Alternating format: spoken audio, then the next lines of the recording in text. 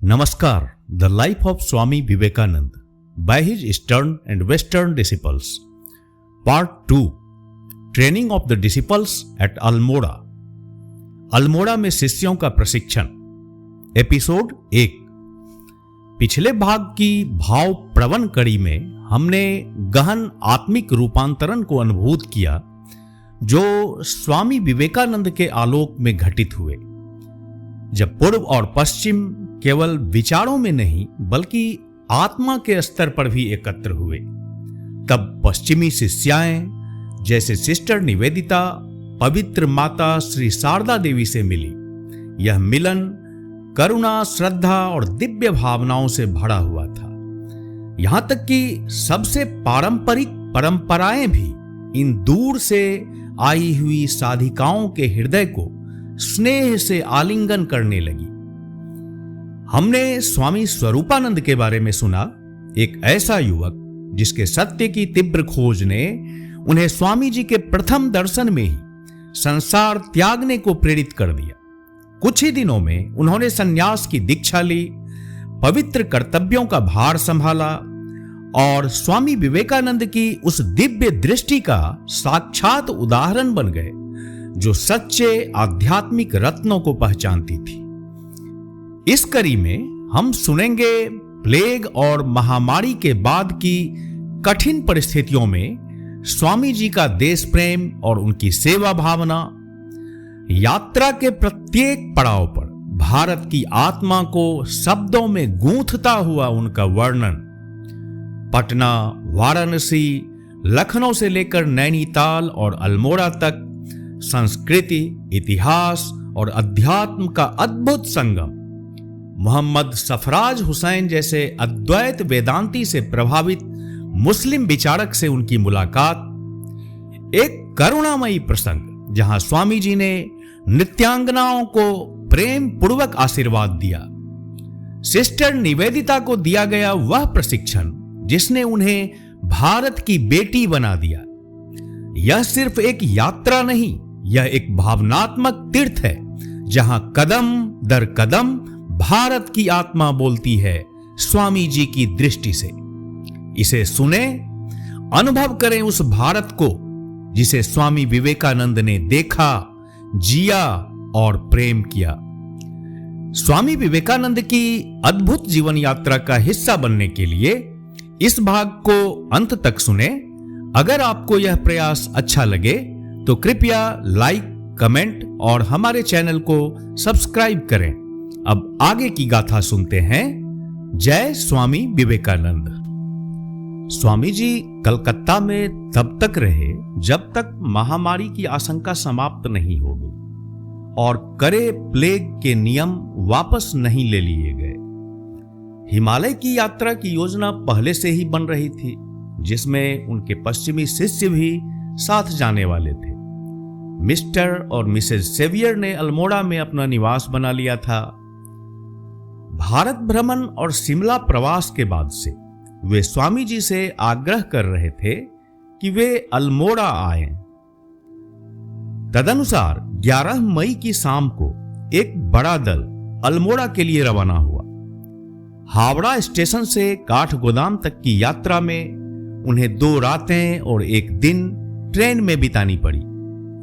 काठगोदाम जहां रेल मार्ग समाप्त होता था, वहां से वे बग्घियों और डोलियों के माध्यम से नैनीताल पहुंचे, जो एक झील के किनारे बसा एक सुंदर पर्वतीय नगर था और प्रांतीय सरकार का ग्रीष्मकालीन मुख्यालय भी था।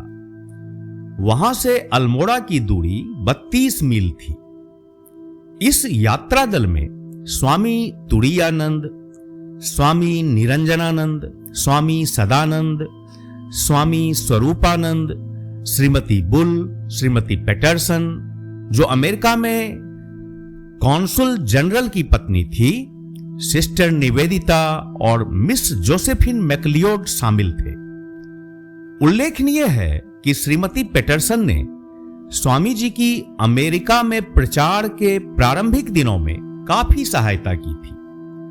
कहा जाता है कि जब उन्हें पता चला कि स्वामी जी को रंगभेद के कारण शहर के होटलों में प्रवेश से वंचित कर दिया गया था, तो उन्होंने आक्रोश में उन्हें अपने घर आमंत्रित किया था। तब से वे स्वामी जी की मित्र और प्रशंसक बन गई थी। जब उन्हें इस प्रस्तावित यात्रा का समाचार मिला तो उन्होंने तुरंत यात्रा दल में शामिल होने का निश्चय किया। भले ही इससे कलकत्ता के आधिकारिक समाज में उनकी छवि प्रभावित होती। कलकत्ता से नैनीताल तक की यात्रा के दौरान स्वामी जी का ऐतिहासिक चेतना और मातृभूमि के प्रति निरंतर प्रेम प्रकट होता रहा। परिणाम स्वरूप यह यात्रा उनके साथियों के लिए अत्यंत आनंददायक और शिक्षाप्रद बनी। स्वामी जी गहरी श्रद्धा और उत्साह के साथ प्रत्येक स्थल का परिचय कराते रहे। जैसे जैसे ट्रेन संबंधित स्थलों के निकट पहुंचती रही, पटना और वाराणसी के गौरव, फिर लखनऊ के नवाबी दरबारों की भव्यता स्वामी जी ने इस प्रकार वर्णित की कि सुनने वालों को प्रतीत होता जैसे वे एक ऐसे व्यक्ति के साथ हैं जो न केवल अपने देश के गौरवशाली अतीत से गहराई से जुड़ा है, बल्कि उसमें आज भी जीवित है। ऐसा कोई नगर न था जिसे वे स्नेह से न देखते हों और जिसकी ऐतिहासिक कथा उन्हें ज्ञात न हो। तराई क्षेत्र से गुजरते समय उन्होंने अपने साथियों को यह अनुभव कराया कि यह वही भूमि है जहां बुद्ध ने अपने यौवन और संन्यास के दिन उच्चतम सत्य की खोज में बिताए थे। कभी कभी उड़ते हुए मोर दिखाई देते। स्वामी जी अवसर पाकर अजेय राजपूतों की गौरव गाथा सुनाने लगते। कहीं हाथी या ऊंटों के काफिले के दर्शन होते तो वे प्राचीन युद्धों, व्यापारिक कारवां अथवा राजाओं और मुगल दरबार की भव्यता की कथाएं सुनाते। फिर कभी वे अकालों और महामारियों का वर्णन करते।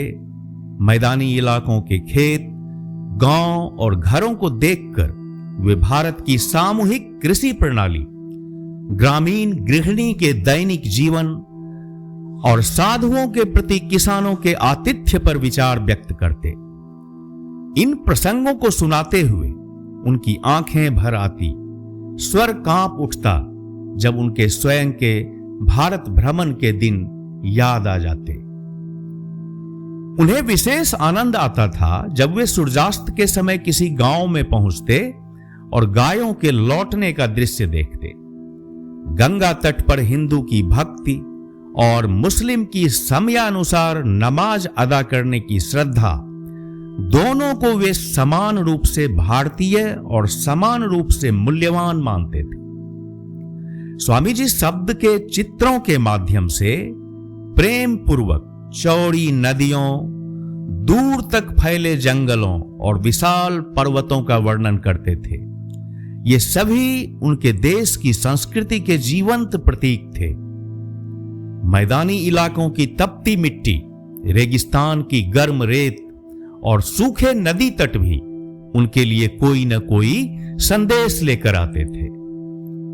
पश्चिमी शिष्यों की सतर्कता और उनके हर शब्द को ध्यान से सुनने की लगन ने स्वामी जी को प्रेरित किया कि वे भारत के प्रति अपने गहन प्रेम और ज्ञान से भरे काव्यात्मक चित्र खींचें। वे अपने श्रोताओं को यह दिखाते कि भारत में संस्कृति, परंपरा और धर्म किस प्रकार एक दूसरे में गहराई से गुथे हुए हैं। चाहे वह स्मशान हो जहां मृत देह को अपवित्र माना जाता है क्योंकि आत्मा उसे त्याग चुकी होती है, चाहे भोजन, पूजा और जाप के समय दाहिने हाथ के प्रयोग की प्रथा हो, चाहे हिंदू विधवाओं का तपस्विनी जैसा जीवन और उनका व्रत तथा तपस्या का क्रम, या फिर माता पिता को साक्षात देवता मानने की परंपरा हो, वर्णाश्रम धर्म का पालन हो, ब्राह्मणों द्वारा निर्धारित समय पर पूजा और ध्यान करना निश्चित हो, त्याग और आत्म साक्षात्कार के द्वैतीय आदर्श का सन्यासी में प्रतिपादन हो, हर हिंदू घर एक मंदिर होना चाहिए। इष्ट देव की अवधारणा। काशी और दक्षिण भारत के मंदिरों में ब्राह्मण बालकों द्वारा वैदिक मंत्रोच्चार, या फिर मुसलमानों का जहां भी नमाज का समय हो वहीं झुककर प्रार्थना करना।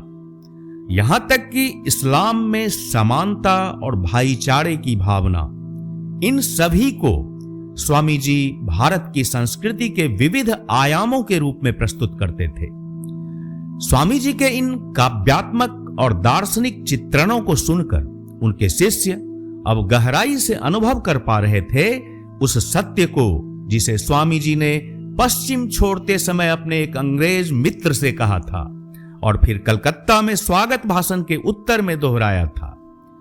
भारत को तो मैं पहले भी प्रेम करता था, अब तो भारत की धूल भी मेरे लिए पवित्र बन गई है, यहां की हवा भी मेरे लिए पवित्र है और यह मेरे लिए एक तीर्थ भूमि बन गई है। यात्रा दल 13 मई को नैनीताल पहुंचा।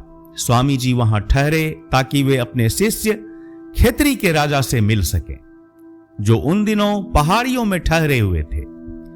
स्वागत के लिए एक बड़ी भीड़ उपस्थित थी।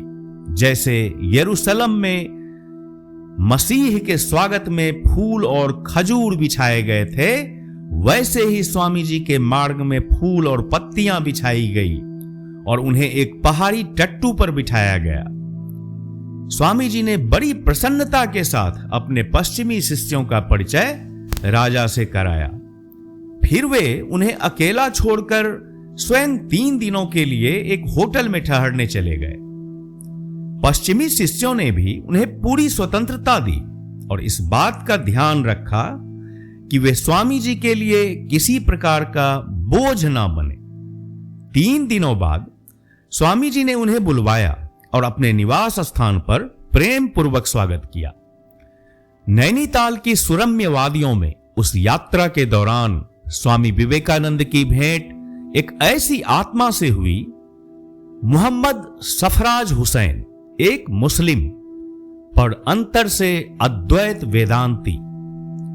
स्वामी जी के अद्भुत तेज और अद्वितीय आध्यात्मिक शक्ति से अभिभूत होकर उन्होंने गर्व से उद्घोष किया, स्वामी जी, यदि भविष्य में कोई आपको अवतार कहे तो यह स्मरण रहे कि मैं एक मुसलमान वह पहला व्यक्ति हूं जिसने आपको ईश्वर का अवतार माना।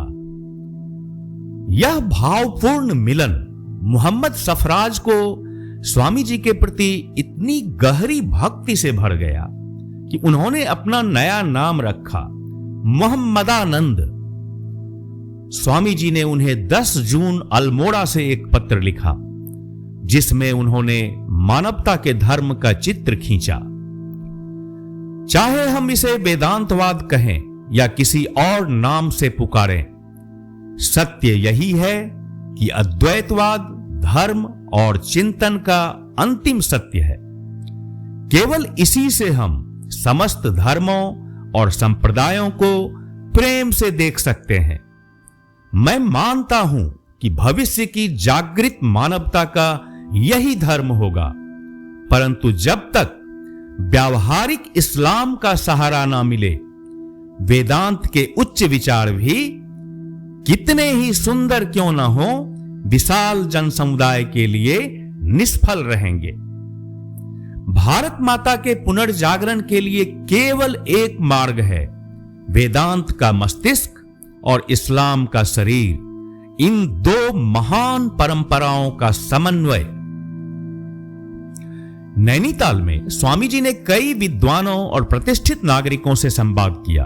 एक चर्चा में उन्होंने राजा राम मोहन राय का स्मरण करते हुए उनकी दूरदर्शिता को प्रणाम किया। स्वामी जी ने कहा, वेदांत का उद्घोष, मातृभूमि के प्रति अगाध प्रेम और हिंदू मुस्लिम को समान दृष्टि से देखना, ये 3 स्वर राजा राम मोहन राय के संदेश के स्तंभ थे और यही आज भी भारत के नवजागरण का मंत्र बन सकते हैं। नैनीताल में एक अन्य वार्ता के दौरान स्वामी जी ने पश्चिमी देशों के श्रमिक वर्ग में धर्म के प्रति व्याप्त अज्ञानता का उल्लेख किया। उन्होंने एक रोचक प्रसंग सुनाया। एक बार एक बिशप एक खदान का दौरा करने गया। वहां उसने मजदूरों को संबोधित किया और बाइबिल के महान सत्य सिखाने का प्रयास किया। अंत में उसने पूछा, क्या तुम मसीह को जानते हो? एक मजदूर ने उत्तर दिया, उनका नंबर क्या है? बेचारा मजदूर समझता था कि यदि बिशप उसे मसीह का नंबर बता देगा तो वह उन्हें मजदूरों की भीड़ में जाकर ढूंढ निकालेगा। स्वामी जी आगे बोले, एशियाई लोगों के विपरीत पश्चिमी लोग गहराई से आध्यात्मिक नहीं हैं। धार्मिक विचार जनसाधारण तक नहीं पहुंचे हैं। यदि कोई भारतीय लंदन या न्यूयॉर्क जाए तो उसे वहां की अनैतिकता चौंका देगी। लंदन के हाइड पार्क में दिन के उजाले में ऐसे दृश्य दिखाई देते हैं जो किसी भी एशियाई को, चाहे वह कितना भी पतित क्यों न हो, घृणा से भर दे। पश्चिमी देशों के निम्न वर्ग न केवल अपने धर्म ग्रंथों से अनभिज्ञ और अनैतिक हैं, बल्कि वे अशिष्ट और अभद्र भी हैं। स्वामी जी ने अपना एक व्यक्तिगत अनुभव भी साझा किया। एक दिन जब मैं लंदन की सड़कों से अपने पूर्वी वस्त्रों में गुजर रहा था, एक कोयला गाड़ी के चालक ने मेरे अजीब पहनावे को देखकर मुझ पर कोयले का टुकड़ा फेंका। सौभाग्यवश वह मेरे कान के पास से निकल गया। मुझे कोई चोट नहीं आई। नैनीताल में ही स्वामी जी की मुलाकात उनके पुराने साथी जोगेश चंद्र दत्ता से हुई, जिन्हें वे मेट्रोपॉलिटन इंस्टीट्यूट के अपने छात्र जीवन से जानते थे और पिछले वर्ष मरी में भी उनकी भेंट हुई थी। जोगेश बाबू ने प्रस्ताव रखा कि भारत के स्नातकों को इंग्लैंड भेजने के लिए धन इकट्ठा किया जाए ताकि वे वहां सिविल सर्विस की पढ़ाई कर सकें और लौटकर भारत की सेवा करें। परंतु स्वामी जी ने स्पष्ट असहमति जताई। कभी नहीं। ऐसे लोग प्रायः अपने विचारों में विदेशी हो जाते हैं और लौटकर अंग्रेजों के साथ ही मेल जोल रखते हैं। वे अपने देश की सेवा भूल जाते हैं। यूरोपीय वेशभूषा, खान पान और व्यवहार की नकल करते हैं। जब स्वामी जी भारत के भौतिक उत्थान में भारतीयों की उदासीनता और विशेषकर औद्योगिक क्षेत्र में उनकी निष्क्रियता पर बोले तो वे पीड़ा से रो पड़े। उनके आंसू बहते देख वहां उपस्थित लोग भी गहरी संवेदना से भर गए।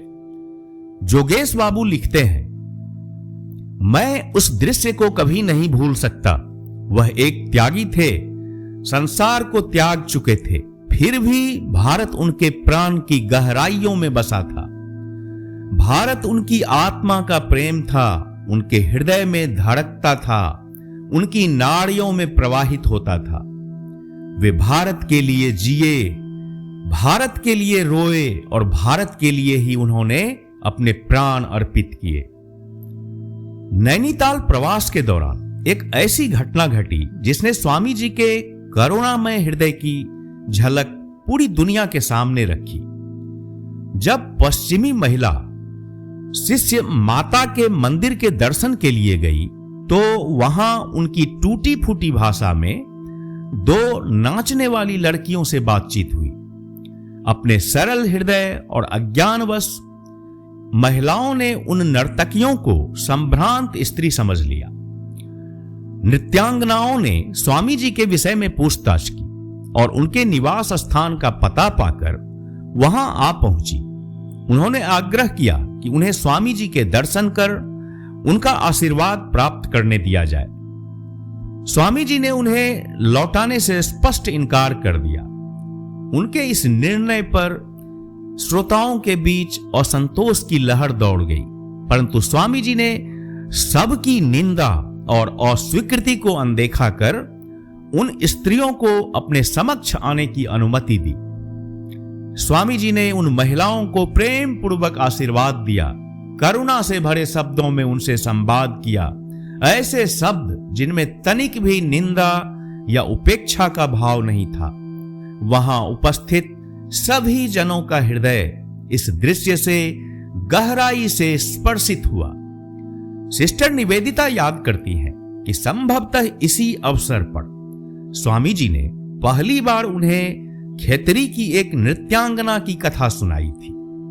स्वामी जी को पहले उसके नृत्य प्रदर्शन में जाने का निमंत्रण मिला था, जिससे वे अप्रसन्न थे, किंतु जब आग्रहवश वे वहां पहुंचे तब उस नृत्यांगना ने गाना गाया, हे प्रभु मेरे दोषों को मत देखो, तेरा नाम है समद्रष्टा।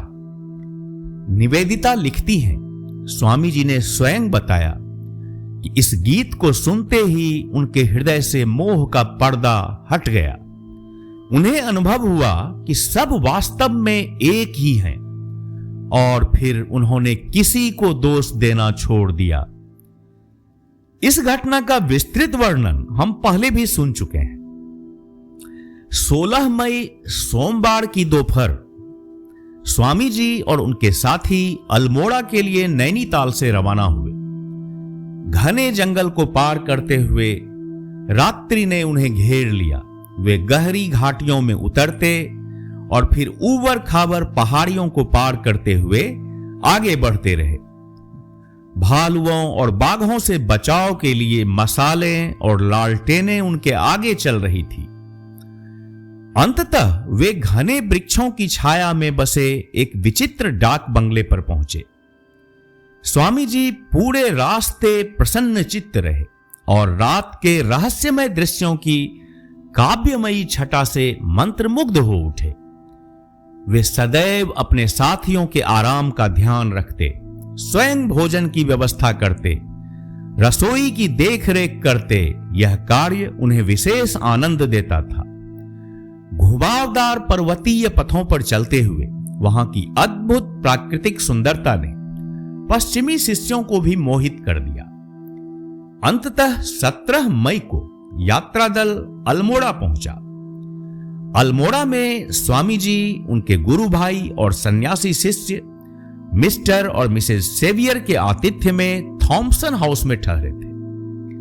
उनके पश्चिमी शिष्य पास के ओकली हाउस में ठहरे, जिसे उन दिनों ओल्ड एंड न्यू हाउस या ओल्ड मेस के नाम से जाना जाता था। सिस्टर निवेदिता के पत्रों से इसका उल्लेख मिलता है। सुबह में जल्दी उठकर स्वामी जी अपने गुरु भाइयों के साथ भ्रमण के लिए निकलते। इसके पश्चात वे श्रीमती बुल और उनके अतिथियों के घर जाते, जहां साथ नाश्ता करते, फिर विविध विषयों पर घंटों संवाद होता। यही वह स्थान था जहां स्वामी जी ने सिस्टर निवेदिता को गहन प्रशिक्षण दिया। निवेदिता, जिन्हें भारतवर्ष ने स्वामी जी की आध्यात्मिक पुत्री के रूप में अपनाया था। यह प्रशिक्षण स्वामी जी की महानता को प्रकट करता था, साथ ही उस कठिन संघर्ष को भी उजागर करता था जो एक यूरोपीय मन को भारतीय आदर्शों और संस्कृति के साथ तादात्म्य स्थापित करते समय सहना पड़ता है। गुरु और शिष्या के बीच एक आंतरिक संघर्ष प्रारंभ हुआ। सिस्टर निवेदिता का मानसिक दृष्टिकोण प्रबल रूप से पाश्चात्य था, एक दृढ़ ब्रिटिश चेतना। फलतः जहां जहां उनका मन स्वामी जी के विचारों से स्पर्श करता, वहां मतभेद स्पष्ट हो उठते। स्वामी जी जो भारत के प्रति अपनी प्रगाढ़ प्रेम भावना को निवेदिता के हृदय में भरना चाहते थे, उन्हें किसी प्रकार की रियायत नहीं देते थे। बाद के वर्षों में सिस्टर निवेदिता स्वयं इस कठिन काल का स्मरण करते हुए लिखती हैं, अल्मोड़ा में ऐसा प्रतीत हुआ मानो विद्यालय का प्रवेश हो गया हो। जैसे शिक्षा कई बार शिक्षार्थी को कटु लगती है, वैसे ही यहां भी अपार पीड़ा के बावजूद अधूरी दृष्टि का अंधकार हटाया जाना अनिवार्य था। मन के केंद्र को बदलना था। यह कभी मत या सिद्धांत थोपने जैसा नहीं था, ना ही किसी धर्म सिद्धांत का आरोपण, केवल पक्षपात से मुक्ति थी। भले ही इस भयंकर अनुभव के अंत में जाति और देश के संदर्भ में इस विधि को स्थायी रूप से छोड़ दिया गया, फिर भी स्वामी जी ने मुझसे कोई सार्वजनिक स्वीकारोक्ति नहीं मांगी। प्रश्न वहीं समाप्त हो गया और शिष्या स्वतंत्र छोड़ दी गई। लेकिन स्वामी जी ने विचार और भावना में एक ऐसा भिन्न दृष्टिकोण उजागर कर दिया था कि तब तक चैन नहीं मिला जब तक मैंने स्वयं अपने श्रम से उन विभिन्न दृष्टिकोणों को एक व्यापक दृष्टि में समाहित नहीं कर लिया। निवेदिता आगे लिखती है, वास्तव में वह सभी बाधाएं किसी न किसी पुराने आदर्श की उपासना से उत्पन्न होती थी, और यही सत्य है। किसी एक युग के पूज्य भाव ही अगले युग की बेड़ियां बन जाते हैं। अल्मोड़ा के ये प्रातःकालीन संवाद गहरे अंतर्निहित सामाजिक, साहित्यिक और कलात्मक धारणाओं पर प्रहार के रूप में होते थे, या फिर भारतीय और यूरोपीय इतिहास एवं भावनाओं की दीर्घ तुलना के रूप में, जिसमें गहन और बहुमूल्य टिप्पणियां समाहित रहती थी। जय स्वामी विवेकानंद।